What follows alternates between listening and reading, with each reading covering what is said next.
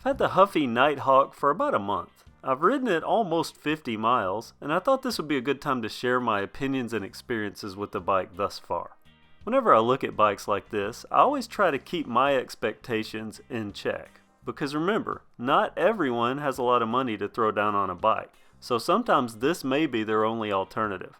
If so, would this be a good bike? Well, in about 50 miles, I can say that if you are a full-sized adult, I weigh 172 pounds, this probably isn't the best bike for you if you're going to ride it every day. Now, if you are a teenager or a tall child, maybe weighs 140, 150 pounds or less, this probably would fare a little better. But even on me, it's held up okay in the month. Now, I did take this thing out onto a trail. I have hopped it a few times. So I've put a little more stress on it than you would normally see on the bike, and it has held up with just a few exceptions.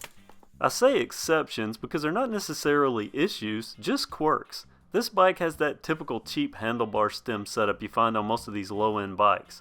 And in this case, it moved about 1/8 of an inch from straight to right and then would move back. No amount of tightening that I could do would stop it from moving, but it never moved more than that, so eventually I just gave up worrying on it and kept riding. Grease seals on low-end suspension systems are known for leaking. In the case of this bike, they don't really contain anything. Everything that's in there tends to come out. Between riding it and hanging it vertically on a bike rack, everything in there would just start dripping out. As a matter of fact, it even dripped onto my hardwood floors. Pretty much have to bank on replacing these cheap tires a lot sooner than you would normally think you would have to. But in the case of these, the front tire developed odd cracks in only 50 miles right along the mold seams. It's interesting because the rear tire didn't show any cracks.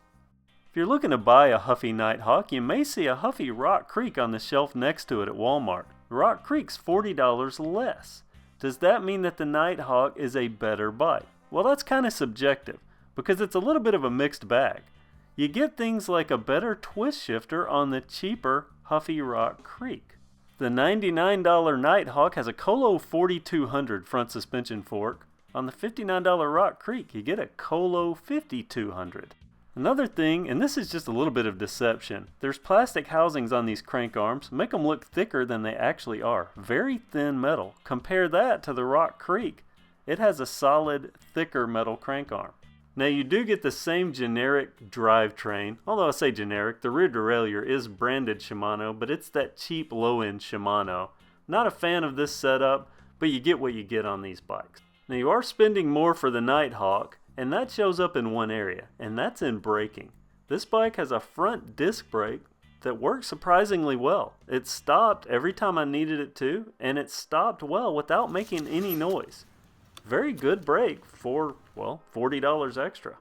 Braking improvements included the rear, linear pull brakes still, but they do have thicker arms and better pads. It didn't make that cheap linear pull brake sound. So knowing that there are other bikes out there that share many of the same components, is the Huffy Nighthawk an okay bike for $99? Well, maybe, and maybe with exceptions. The exceptions are who's going to be riding this bike and how you're going to be riding it. If you stick to streets and you're a lightweight rider, say a young teenager, this may be an okay bike for a while. If you're a full-sized adult and you plan on riding this every day, I don't think this bike would hold up.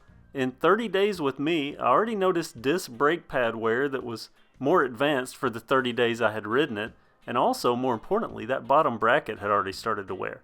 So I think within 2 to 3 months, I'd be putting more money into this bike as I repaired a bottom bracket and put disc brake pads on it.